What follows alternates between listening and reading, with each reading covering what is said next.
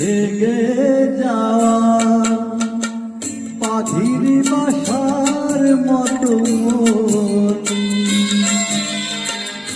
ঝুলে তার বুকে আজ তো এখন ডানা মেলে ফিরে কেন আশা তার কাছে ডানা মেলে ফিরে কেন আশা তার কাছে সে যেন আমার পাশে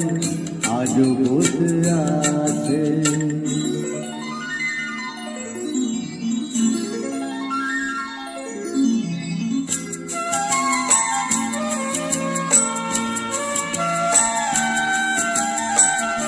এখানে প্রদীপ